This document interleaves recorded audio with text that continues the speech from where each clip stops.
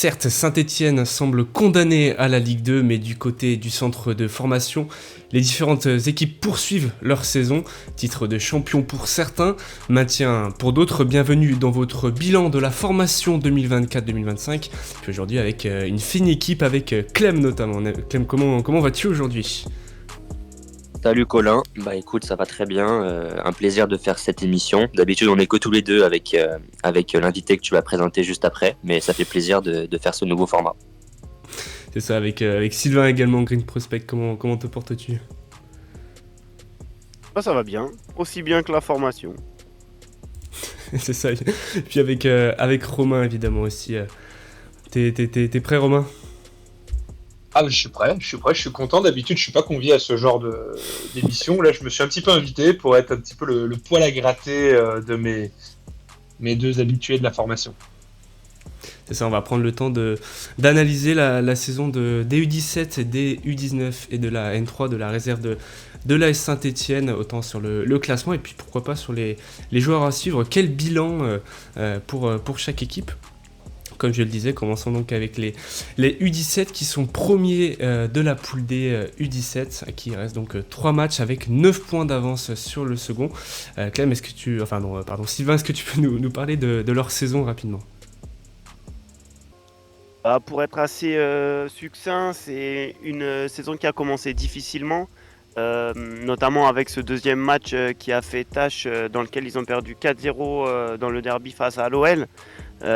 C'était compliqué les premiers matchs, il a fallu s'habituer aux nouvelles méthodes puisque c'est un nouvel entraîneur qui est arrivé en la personne de David Lemoyle, qui gère pour la première saison le groupe U17 nationaux à Saint-Étienne, même s'il a un CV qui est déjà bien fourni. Voilà, il a fallu un temps d'adaptation, que ce soit pour cette génération 2008, mais aussi je pense pour toutes les composantes de ce groupe U17, donc éducateurs compris. Et c'est vrai que depuis on va dire mi-octobre, le temps de s'installer, les résultats sont très très positifs. Aujourd'hui, ils comptent 9 points d'avance sur leur premier poursuivant à 3 journées de la fin, qui est l'Olympique lyonnais, leur premier poursuivant. Donc il manque 1 point sur les 3 matchs restants pour se qualifier en play-off. Ça serait donc la deuxième saison consécutive où on décroche les play-offs avec les U17. C'est une belle performance et c'est tout à leur honneur. Je pense que dans cette poule-là, il n'y avait pas photo. Si on enlève ces 5-6 premiers matchs un peu délicats, ils ont battu Nice, ils ont battu Monaco, ils ont battu Lyon, ils ont battu Bastia, ils ont battu Grenoble, ils ont battu tout le monde en fait quasiment. Donc voilà, ils vont aller se confronter à des équipes d'autres poules de U17 nationaux. Donc ça va être intéressant, sachant que l'année dernière on avait eu la chance de jouer contre Nantes.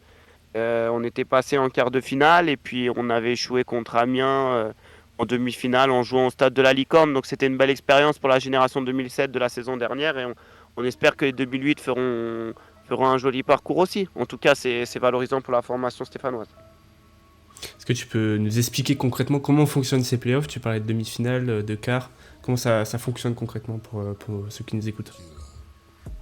Alors en fait, il y a 6 poules de U17 nationaux.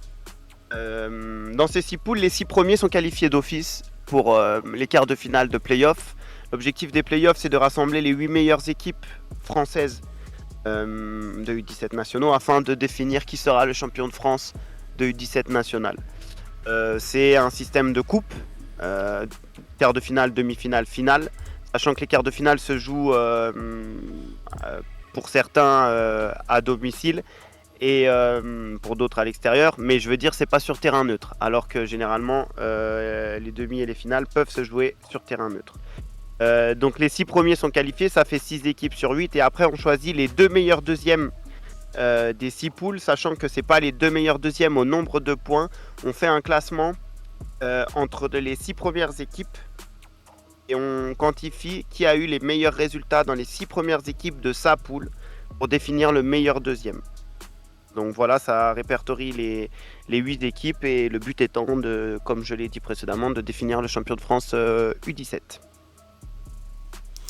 C'est vrai qu'on observe quand même une très belle saison du côté des U17, comme tu disais, 9 points d'avance sur leurs poursuivants. Donc Lyon, une dizaine sur Monaco, 3ème, la première place en tout cas semble largement accessible. Et puis on voit surtout une équipe qui est meilleure défense du championnat, puis 15 victoires. Est-ce qu'il y a des joueurs en particulier qui se détachent de cette équipe, Sylvain ? Ce qui est intéressant dans ce groupe, c'est que le coach s'est appuyé énormément sur la génération 2009. Donc la génération 2009, c'est les U16, ça veut dire qu'il y a eu beaucoup de surclassement. Évidemment, c'est difficile de pas... Pour d'abord parler des 2008 qui ont bien fonctionné, c'est difficile de pas évoquer Ryan Haïtamer. Donc Ryan Haïtamer, c'est le meilleur buteur de cette équipe. Il évolue au poste de milieu relayeur. Il a marqué 15 buts cette saison. Il a disputé quasiment tous les matchs avec le groupe U17. Je crois qu'il est allé une fois surclassé en U19, mais globalement, il est toujours avec cet effectif-là. Voilà, pour un milieu de terrain, c'est des stats assez impressionnantes. 15 buts je crois, en 21 matchs, je crois qu'il a disputé parce qu'il est allé une fois en 19 NAS et une fois il était suspendu. Donc c'est difficile de ne pas l'évoquer. Après, sur les 19, il y a des joueurs qui se distinguent aussi, bien qu'ils soient surclassés. Je pense notamment à Nathan Cassia, derrière, défenseur central, gaucher, qui est arrivé cette saison au centre de formation en provenance de la région parisienne. Il a disputé quasiment l'intégralité des matchs avec ce groupe U17 en étant surclassé. Joueur prometteur. J'avais également fait un petit portrait sur le site peuplevert.fr que vous pouvez bien sûr aller voir. Voilà.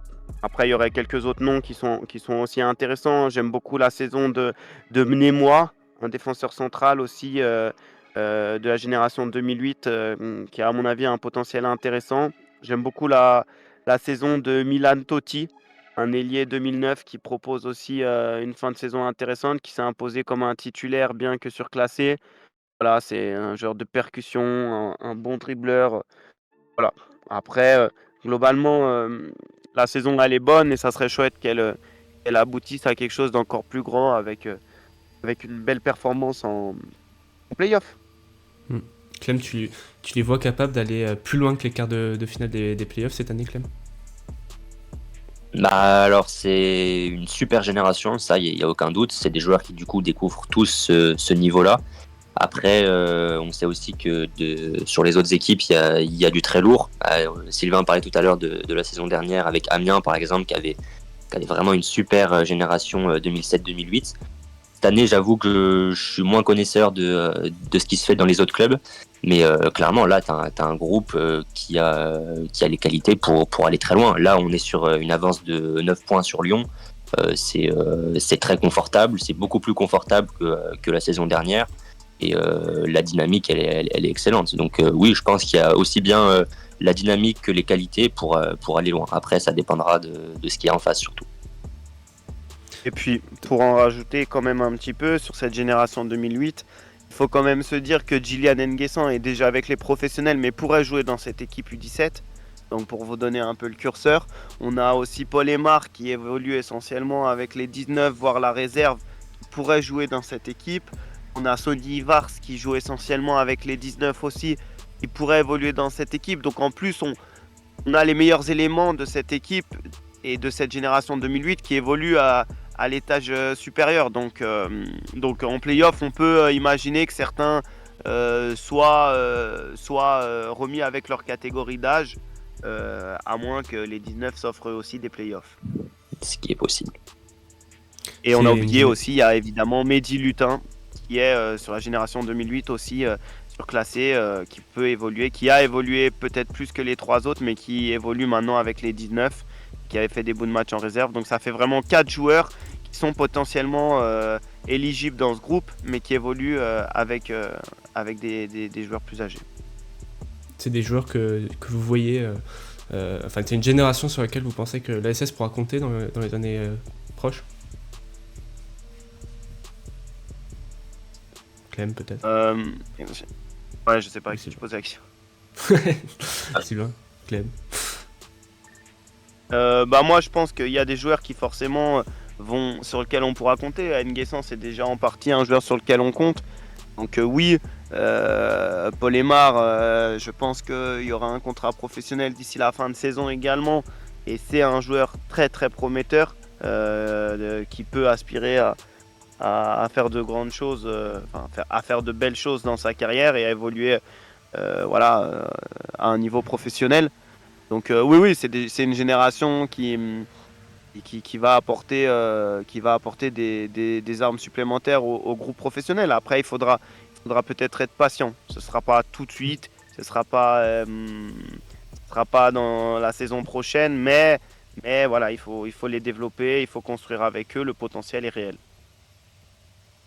Romain, peut-être que tu auras une question à leur poser pour... Sur les 17, pas spécialement. Pour être honnête, j'ai dû les voir jouer 2 fois. Alors, moi, on n'a pas précisé, hein, mais moi, si je suis là dans le cadre de cette émission, c'est vraiment pour présenter, du moins pour représenter, on va dire, les supporters qui sont pas forcément ultra connectés sur les jeunes, et pour poser des questions que nous, on va dire, la plupart des supporters, on peut se poser. Sur les 17, j'ai pas envie d'en rajouter parce qu'il y a beaucoup de choses qui ont été dites déjà. Et de toute façon, à part Kylian Nguessan, qu'on connaît aujourd'hui parce qu'il est en pro, il a fait plusieurs apparitions en pro, j'ai juste envie de leur laisser le temps de grandir et de faire leur chemin. Voilà. Donc je serai un peu plus tatillon pour les catégories d'après. Mais je vous laisse enquiller. Et je vous propose justement, peut-être passons au U19 si on a fait le tour des U17. Des U19, donc deuxième du championnat, U19 toujours, donc en poule D, à 4 points du premier, et donc qui endosse le titre de meilleure défense du championnat, proche également des qualifications pour les playoffs. Clem, est-ce que tu peux nous parler un peu de leur saison, faire un peu leur bilan sur ce qu'ils ont fait durant cette saison 2024-2025 pardon. C'est ça, c'est du coup la première saison du coach Dugan U19. Il était l'an dernier avec les U17, c'est lui qui les avait conduits aux playoffs. Globalement, on peut dire qu'il a gardé la même base de groupe quand même que ce qu'il avait en 17 la saison dernière. Et comme tu as dit, comptablement, ça roule très bien parce que pour l'instant, ils sont qualifiés pour les playoffs et ils ont leur destin entre leurs mains pour la fin de saison. C'est une équipe solide. C'est une équipe où il y a pas mal de mouvements, mine de rien, parce que tu peux avoir des joueurs qui redescendent en 17, d'autres qui montent en réserve. Sur la fin de saison, on voit qu'il y a pas mal de jeunes, notamment 2007, qui montent en réserve. On en reparlera, je pense, tout au long de cette émission. Mais globalement, non, on est sur une saison assez solide. Et c'est vrai que ce serait très beau d'avoir nos U17 et nos U19 en play-off. Ce serait vraiment une très belle chose. Je pense que ça fait longtemps que c'est pas arrivé. Sylvain, tu penses quoi toi de ton côté de leur saison?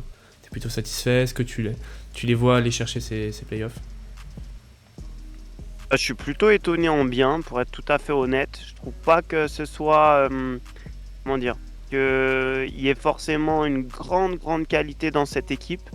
Les surclassés font quelque chose de bien. Les 2008 surclassés font quelque chose de bien.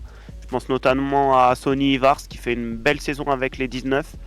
Après, sur cette génération-là, c'est vrai que, pour être tout à fait honnête, les meilleurs 2007, donc c'est la génération 2006-2007, hein, les U19 nationaux, composés globalement de 2007, on va pas se mentir.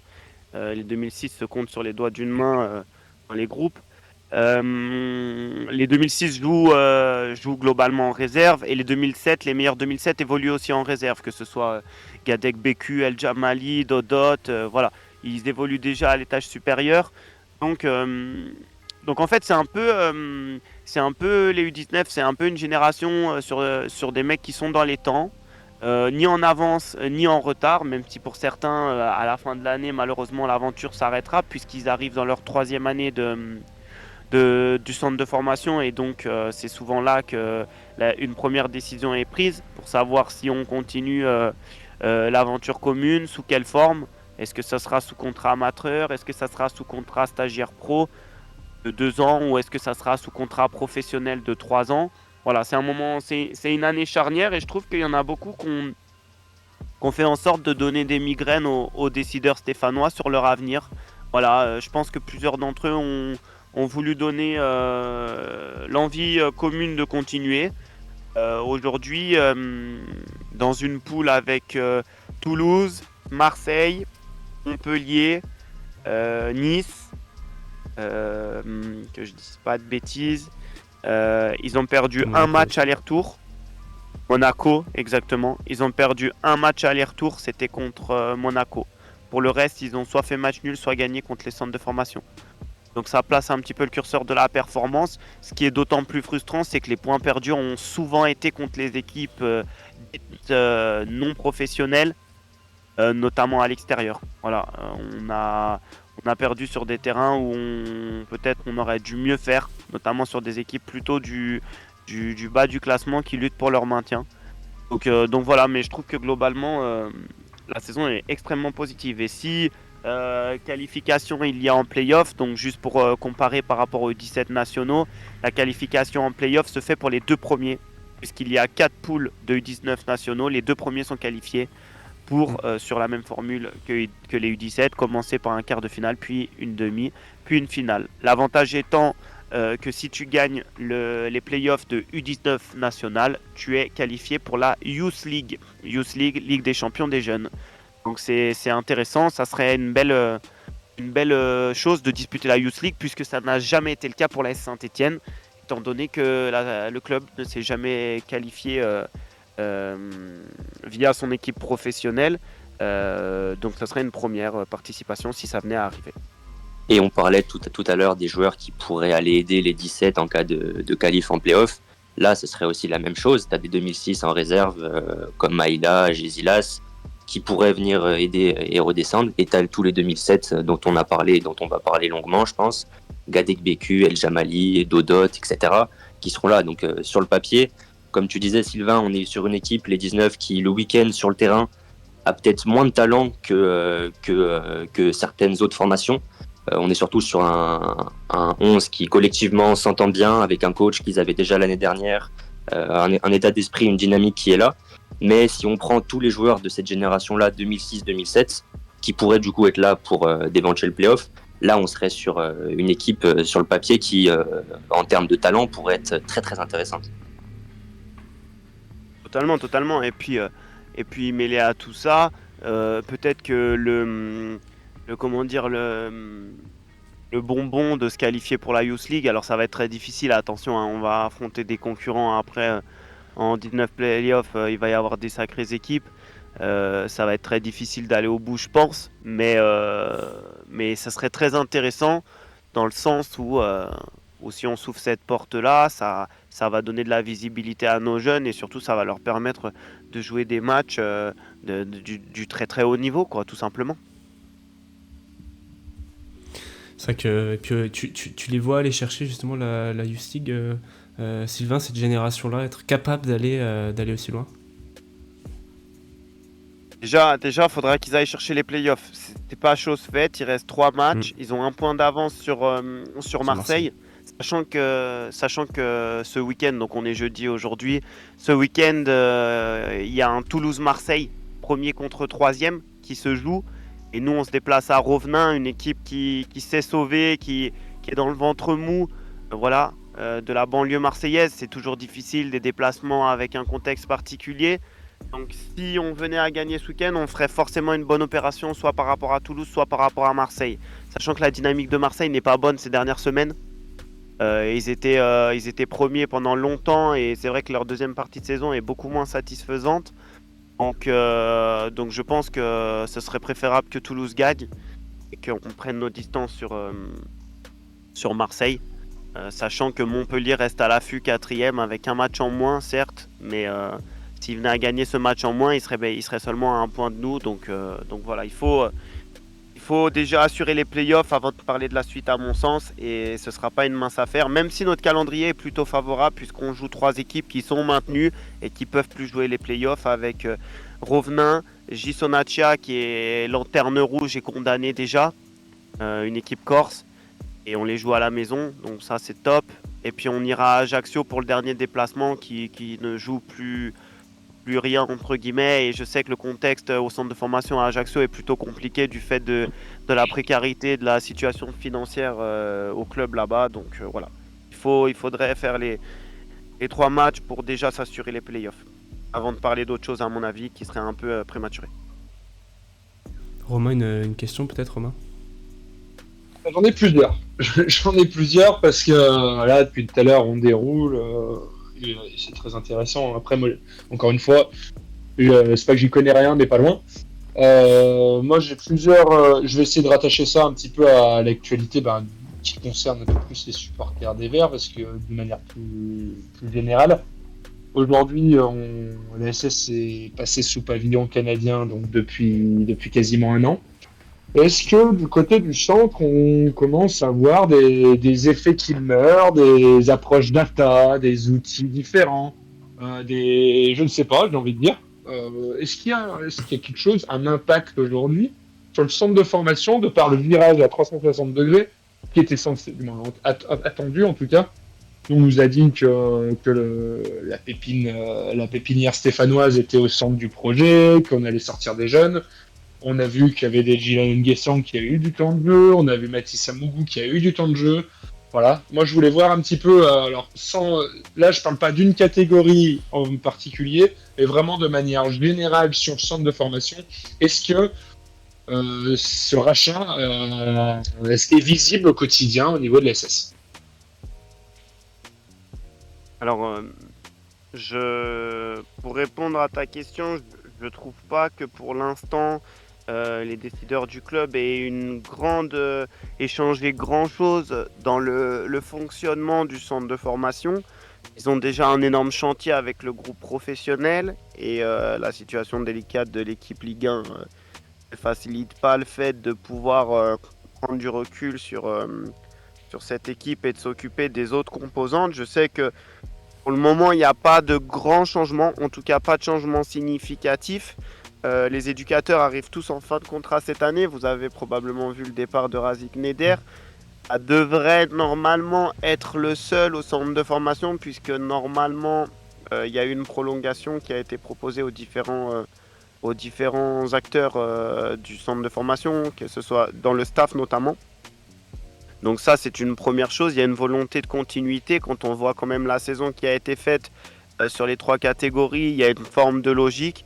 Par contre, je trouve pas qu'actuellement, on ait encore beaucoup l'empreinte de la nouvelle direction. Je trouve qu'on travaille sensiblement. Déjà, on travaille avec les mêmes hommes, donc les méthodes sont proches. Et on n'est que très peu orienté différemment parce que tout simplement, il n'y a pas encore eu de vraies directives qui ont été données de la part des nouveaux dirigeants. Donc à partir de là, moi je trouve pas qu'il y ait de changements notables. Ok, écoute, je te remercie. On nous avait parlé d'un audit au niveau médical et aussi au niveau du centre. Je sais pas si c'est quelque chose qui est terminé, s'il y a eu On peut imaginer que effectivement c'est pas la priorité des dirigeants quand ils arrivent et qu'ils voient la tronche de l'effectif pro. C'est clair qu'on peut comprendre que ce soit pas la priorité des priorités, d'autant plus que ça a l'air de tourner, ça tournait avant leur arrivée. Il n'y a pas de raison que ça ne tourne plus si les hommes restent, j'ai envie de dire. On peut comprendre. Après, ils ont fait un audit, peut-être que ça arrivera plus tard. Autre question que j'avais moi de mon côté, j'ai l'impression que depuis 10 ans à Saint-Étienne, il y a un poste qui pose tout le temps problème, mais vraiment chaque saison, que ce soit à gauche, à droite ou les deux, c'est le poste de latéral. Aujourd'hui, quand je regarde jouer la réserve, j'ai pas l'impression qu'il y ait des latéraux ultra prometteurs. Je peux me tromper, je sais pas, je vous pose la question. Est-ce que de manière générale, alors on sait que c'est un poste dans le foot moderne où on en demande bien, plus qu'il y a 10 ans, par exemple. Est-ce qu'aujourd'hui, on a des joueurs qui pointent le bout de leur nez dans ces différentes catégories à ce poste? Moi, je pense que oui, comme tu l'as dit, c'est une tendance quand même qui est assez globale. Là, je regarde les effectifs de l'AS Saint-Étienne en jeune. Je vois pas de latéral qui, sur le très court terme, peut arriver en professionnel. Et c'est clairement le poste, même moyen terme. Je vois pas Alors, il peut y avoir des joueurs qui peuvent aller taper à la porte, mais quand on regarde les plus gros talents actuellement à la Saint-Etienne au centre, c'est pas un latéral que je vais citer en premier. Et ça fait plusieurs générations que c'est déjà le cas. Mais je pense que c'est une tendance qui est assez globale dans le foot en général. Ça, c'est vrai. Mais oui, je pense qu'on est sur un poste faible à la Saint-Etienne. Quand je regarde la réserve, par exemple, c'est pas pour manquer de respect à Makloufi ou à Nzuzi, mais c'est pas deux joueurs que je vois aller faire une carrière pro en Ligue 2 ou en Ligue 1. Au contraire de certains autres présents dans l'effectif. C'était pareil la saison dernière, c'est pareil chez les 19. C'est pas pour moi en effet le poste fort, et c'est un problème, parce que c'est vrai que quand tu as un latéral formé au club qui commence à bien marcher, tout de suite c'est très intéressant, parce que tu combles un poste qui est très difficile à combler. En termes de valeur marchande, c'est toujours des profils qui sont intéressants aussi, parce que c'est des profils qui sont rares. Mais ouais, Sylvain pourra donner son avis aussi, mais moi je vois pas de top talent à l'AS Saint-Etienne à ce poste de latéral. Ok, je te remercie. Sylvain, t'en En penses fait, quoi étonnamment, moi je trouve que souvent le poste de latéral, on est sur des joueurs qui sont repositionnés. Je vous prends par exemple l'exemple de Darling Blady, qu'on commence tous à connaître. Darling Blady, jusqu'à la fin de saison, je dirais même jusqu'au début de saison de 19 nationaux, donc il arrive sur ses 17 ans, il joue comme ailier gauche. Et là, il est replacé comme arrière gauche à son année U19. Et puis, il enchaîne 2 saisons intéressantes en réserve à ce poste-là. Là, il fait quelques apparitions l'année dernière dans le groupe Ligue 2. Cette année, il joue en N1 à Bourg-en-Bresse, et ça se passe bien pour lui. Voilà. Joueur repositionné. On peut prendre un autre exemple, Beris Owusu. Pareil, joueur qui arrive en cours de formation. Il arrive quand il arrive en 19, en U18. Donc il a 17 ans également. Il arrive, il est milieu de terrain. Il est numéro 6 quand il est recruté, et on le recrute pour jouer défenseur central ou 6. Ensuite, il est replacé comme défenseur central. Il joue majoritairement comme défenseur central. Et puis, on l'utilise quelquefois latéral droit parce qu'il a cette polyvalence et il a ce volume-là. Mais encore une fois, je dirais pas par défaut, mais pas par choix. C'est pas des choix qu'on fait. C'est pas un mec où tu te dis lui, ça sera un latéral pur, on va travailler comme lui, latéral pur. À la base, il est travaillé dans d'autres systèmes. Alors, est-ce que c'est un problème ou pas? Je sais pas. Parce que après tout, jouer numéro 6 dans le cœur du jeu, c'est hyper intéressant d'un point de vue développement individuel et d'un point de vue progrès. Mais voilà, un dernier exemple, un troisième exemple qui est sensiblement le même, Kevin Pedro. Kevin Pedro, qu'on a vu apparaître en Coupe de France contre Marseille. Pareil, un joueur qui est formé comme défenseur central à la base. Et pourtant, il fait pas 1m90, il répond pas forcément aux standards du défenseur central moderne actuel. Voilà, il est à 1m80. Potentiellement, on va se dire que pour aller au niveau, il est plus à même de jouer comme latéral.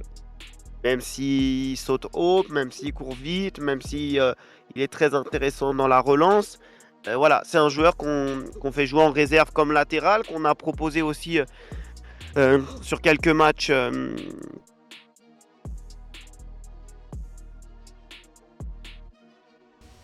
Petit bug pour Sylvain. J'ai l'impression, excuse-moi, je complète simplement. J'ai l'impression que, bien évidemment, c'est une tendance déjà générale et pas d'aujourd'hui. Parce qu'on se rappelle qu'on a eu des Franck Tabanou qui ont été repositionnés à ce poste-là. Dans d'autres clubs, c'est la même chose. Des Jimmy. Pardon ? C'est souvent ça, c'est souvent des ailiers qui sont repositionnés, qui font des belles carrières après en tant que latéral. Mais je trouve qu'on a rarement des joueurs qui arrivent comme latéral, qui passent tous les steps en tant que latéral et qui vont au haut niveau. Regarde, finalement, Léo Petro, c'est pareil, il est formé comme défenseur central. C'est pareil. Je sais pas je sais pas ce que c'est exactement. C'est une tendance qu'on observe chez les U19, Clem, aussi, avec ce repositionnement des joueurs à la Saint-Etienne. Enfin, globalement. Bah, si je regarde les latéraux qui sont en U19, pour le coup, je ne vois pas spécialement de joueurs repositionnés, à moins que ce soit le cas vraiment beaucoup plus tôt dans leur préformation. Il y a quoi? Il y a Achour, il y a Griot, il y a Ben Rahem. Pour moi, il y a Hornek aussi. Pour moi, c'est des joueurs enfin, en tout cas, que j'ai toujours connus comme des latéraux. Mais c'est vrai que de manière globale, et c'est vraiment le cas à la Saint-Etienne, ça arrive de manière régulière, qu'on a des joueurs qui sont repositionnés à ce poste parce qu'il y a des manques tout simplement. Mais sur les joueurs qui sont en U19 cette saison à ce poste-là, par contre, je vois pas de repositionnement. Mais pour autant, Romain parlait de la qualité des latéraux. Les noms que j'ai cités précédemment, encore une fois, comme j'ai dit avant, si on me demande de lister les meilleurs potentiels actuellement à la Saint-Etienne, ils rentreront pas spécialement dans la liste en premier. Et c'est pas pour être méchant ou quoi, c'est une réalité. Et ça veut pas dire qu'ils pourront pas faire leur trou de leur côté à leur niveau, avec leur capacité. Mais oui, je sais pas si c'est un problème, mais en tout cas, c'est une réalité que le talent, il est pas spécialement à ce poste-là. Il est pas évident à ce poste-là. Sylvain, tout à l'heure, tu parlais de Kevin Pedro. Justement, on va passer à la réserve de l'AS Saint-Etienne pour qui le maintien se profile en National 3. Récemment, ils ont donc gagné face à Espali 2-0, mais Razik Neder a quitté les Forêts pour un autre maillot vert avec les U20 algériens. Il était au club depuis 2011. Clem, quel avenir tu vois pour la N3 avec le départ de Razik Neder, et puis quel bilan surtout tu tires de leur saison? Bah, le bilan, là, pour le coup, on le tirera vraiment à la fin de saison, s'il y a maintien ou s'il n'y a pas maintien. Pour l'instant, toutes les chances de maintien, elles sont présentes parce qu'ils ils ont quelques points d'avance. Je crois qu'ils ont 27 points, si je dis pas de bêtises. Ils sont à 27 points. Donc, d'avance sur Espali. Ouais, 27 points avec quelques points d'avance, voilà, sur le premier relégable. Donc, ils sont dans la course totalement, même si ça va être dur, ça va être une bataille jusqu'au bout. Mais moi, je trouve que c'est une équipe qui est quand même profilés pour se maintenir. À chaque fois que je les ai regardés, je les ai vus faire des matchs globalement de bonhommes. C'est une équipe qui est assez solide quand elle s'y met, qui je trouve a des valeurs, a de la combativité. Là, je me suis fait le match contre Espali, par exemple, avant de regarder l'émission. Le plan de jeu, il est clair, c'est une défense très solide. Tu essayes d'envoyer dans le dos des pistons latéraux adverses, tes ailiers en profondeur. Tu mises aussi un peu sur Cherfal, qui est pour moi, on y reviendra tout à l'heure, je pense, sur le cas Cherfal, mais qui est un bon cran au-dessus du reste. Donc voilà, le plan de jeu, il est assez clair. Tu marques sur coup de pied arrêté, ça c'est bien aussi quand tu joues le maintien, de marquer sur coup de pied arrêté. On aimerait bien, nous, à la Saint-Etienne, avec les professionnels. Donc ouais, je pense que c'est une équipe qui pour le coup est profilée pour se maintenir, mais le bilan on le tirera à la fin de la saison selon si il y a descente en Régional 1 ou pas. Sylvain, Clem dresse un portrait plutôt positif de la N3, mais comment t'expliques toi cette 8ème place? Ça s'explique, je pense, déjà par un démarrage difficile. Si je dis pas de bêtises, on était lanterne rouge à la 5 ou 6e journée de championnat. On a fait face à des résultats qui n'étaient pas forcément très positifs. On a lancé notre saison avec la victoire lors du derby aller. Voilà.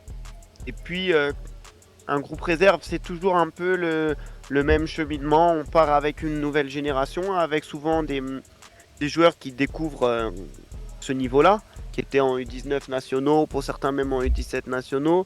Ils jouent leur première saison d'adultes avec des joueurs de foot adultes, des pères de famille confirmés, parce qu'on joue face à des équipes qui sont des équipes qui aspirent à monter en N2, que ce soit Limonel, Lyon-la-Duchère, avec des joueurs expérimentés qui ont 6, 7, 8 ans à ce niveau-là.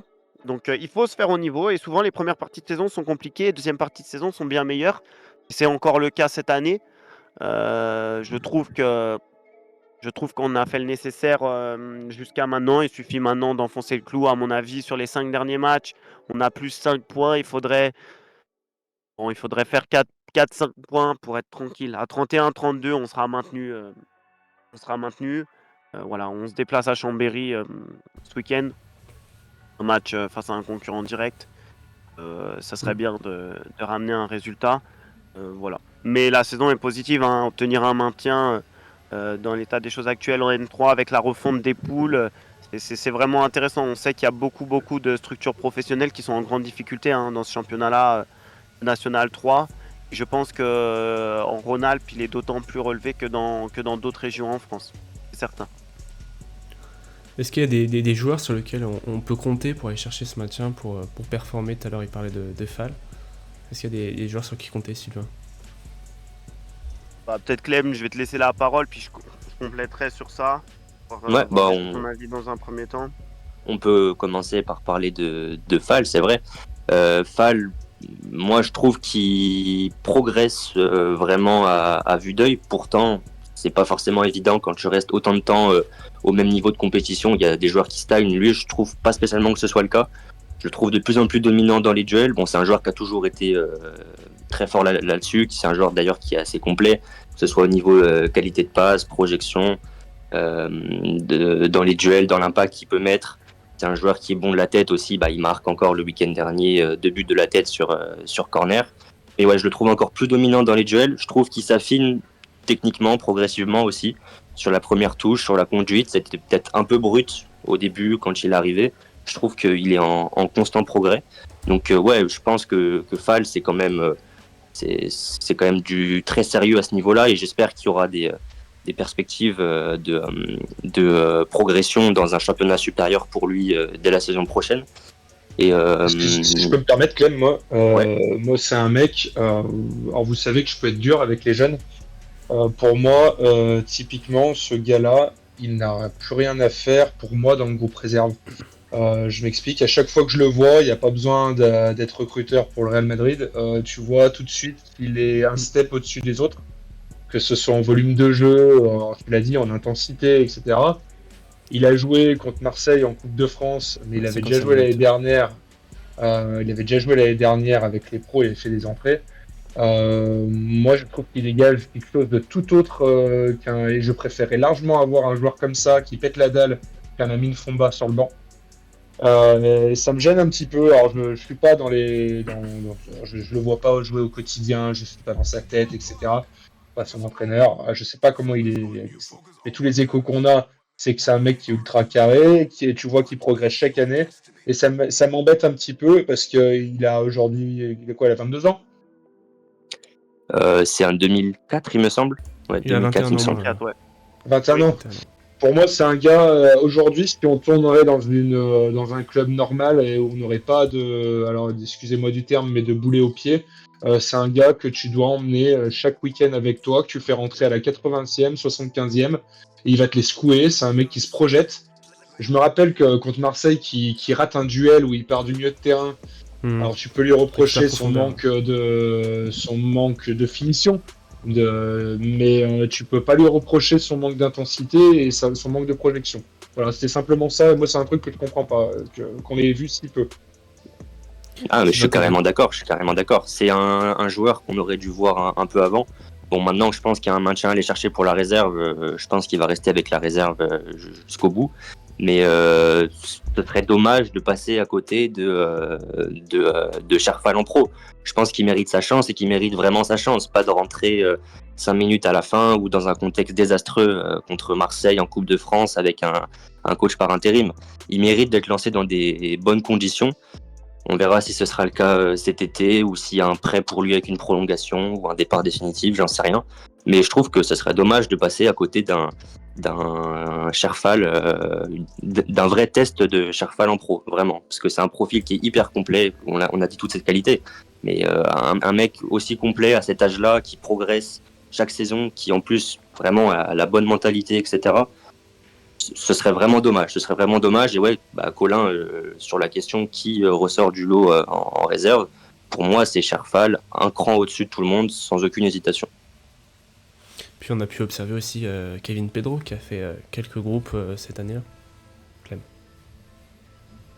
Pedro, oui, comme l'a dit Sylvain, du coup, on a un repositionnement au poste de latéral droit cette saison.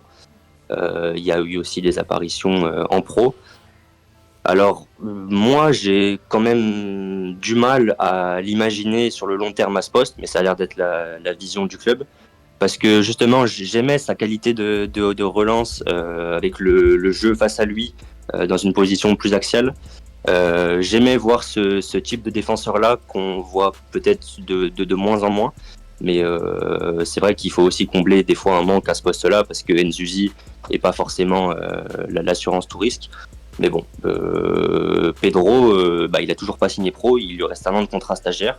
On verra ce que le club va décider pour lui dans les prochaines semaines, prochains mois. Il y a aussi des clubs qui sont intéressés. On en avait parlé l'hiver dernier. Mais Pedro, en termes de potentiel, on est sur un joueur qui a une vraie marge de progression, aussi bien technique que athlétique, je pense. On est sur un joueur qui a des interventions hyper tranchantes, qui dans le duel répond présent, qui, comme je le disais tout à l'heure, a une belle qualité de relance. Moi, c'est un profil très sympa que je n'aimerais vraiment pas voir partir dans un des clubs qu'il convoite, ça c'est clair et net. Moi, j'avais deux questions à poser à Sylvain. Vas-y, Romain. Excuse-moi, Colin.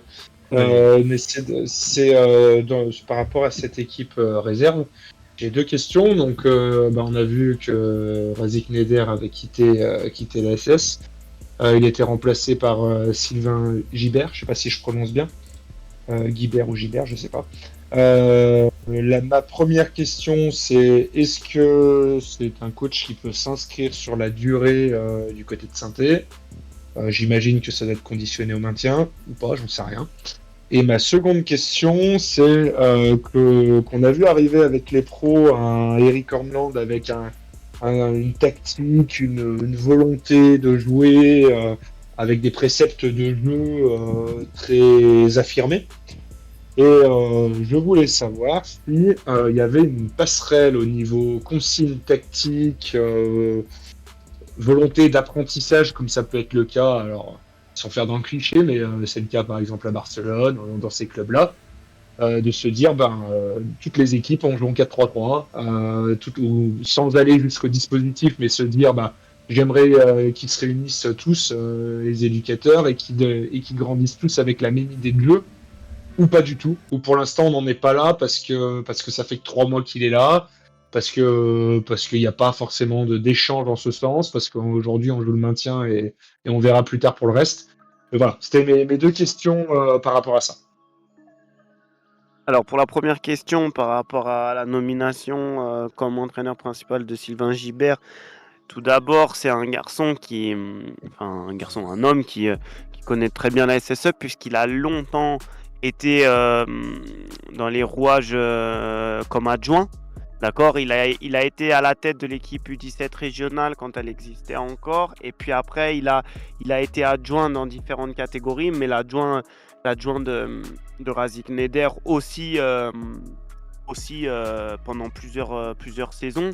À l'épisode où Laurent Huard avait repris l'équipe première, il avait accompagné Laurent Huard sur les séances du groupe professionnel comme adjoint de Laurent Huard.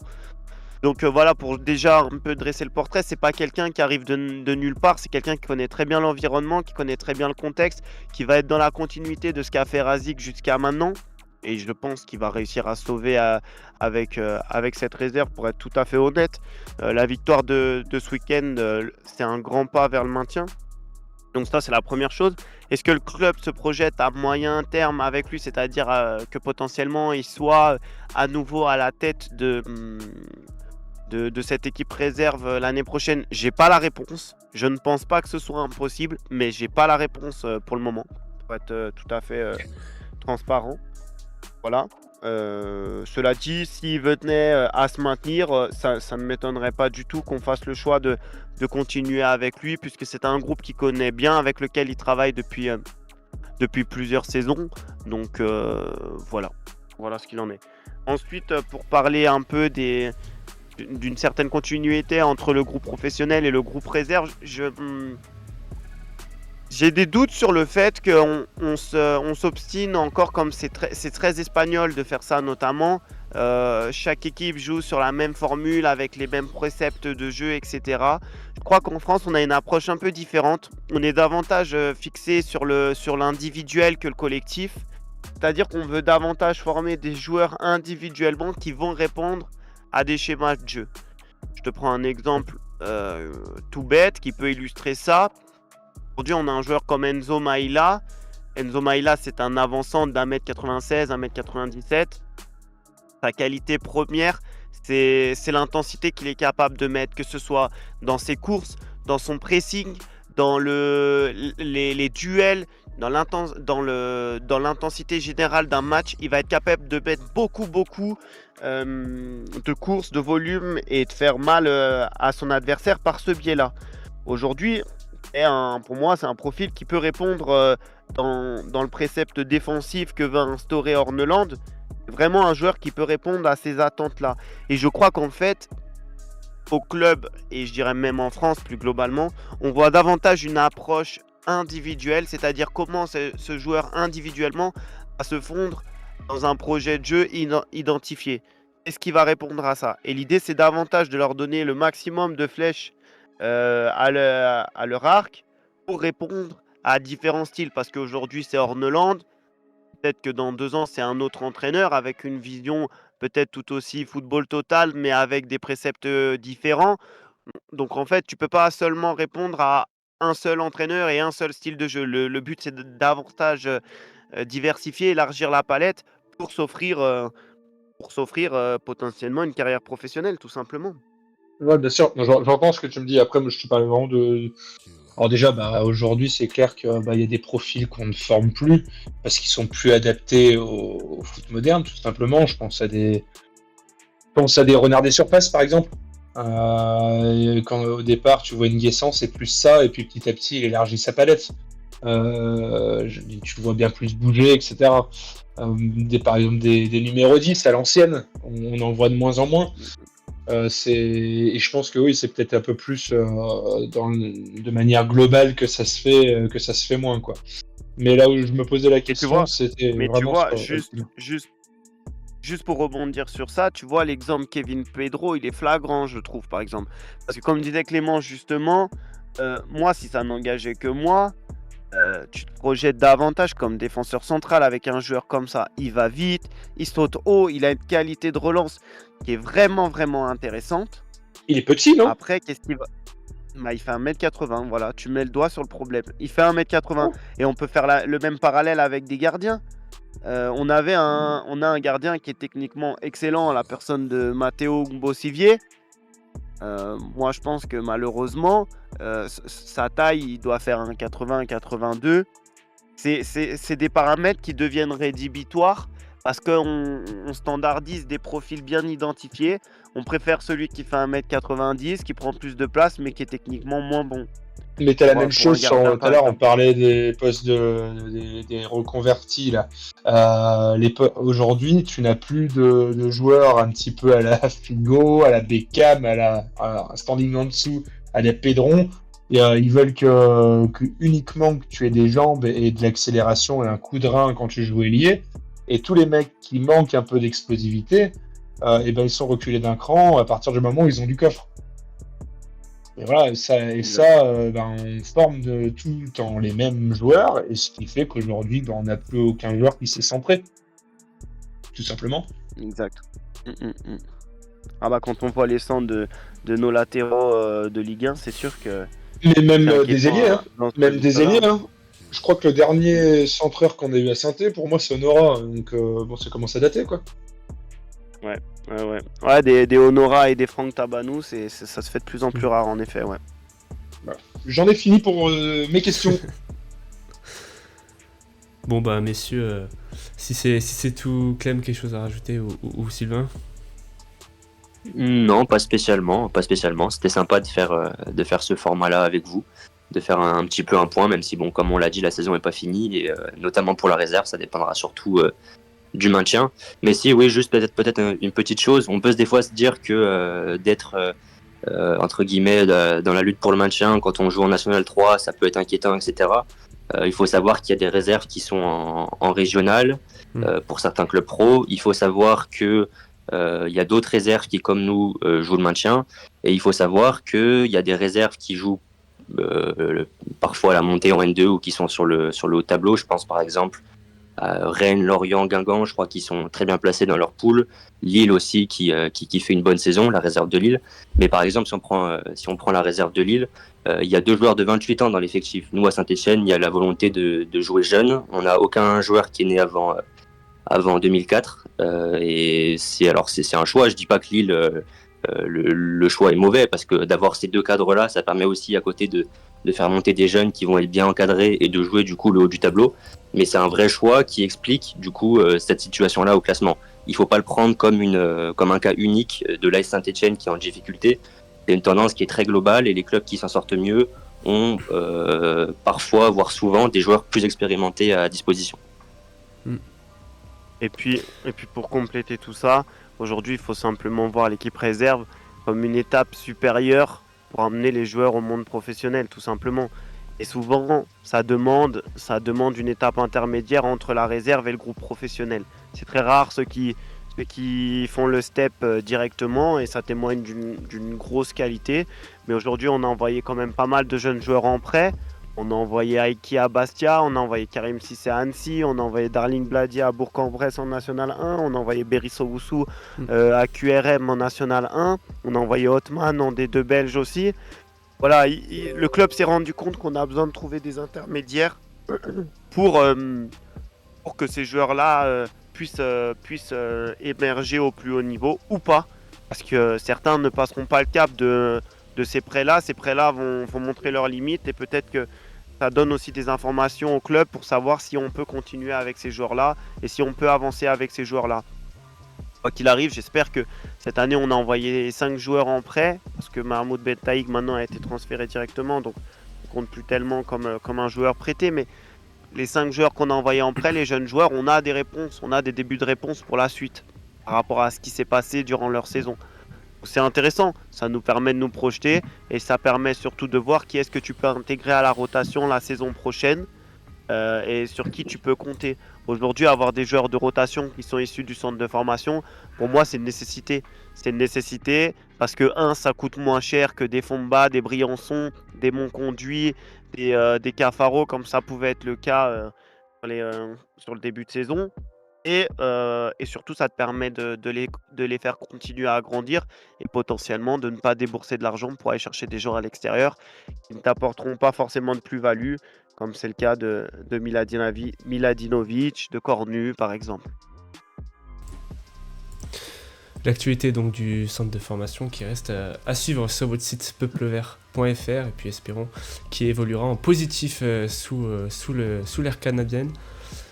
Clem, Romain, Sylvain, merci pour votre présence, et puis pour votre débrief. Et puis surtout, je vous souhaite un bon week-end, et puis allez les Verts. Allez les Verts. Allez les Verts.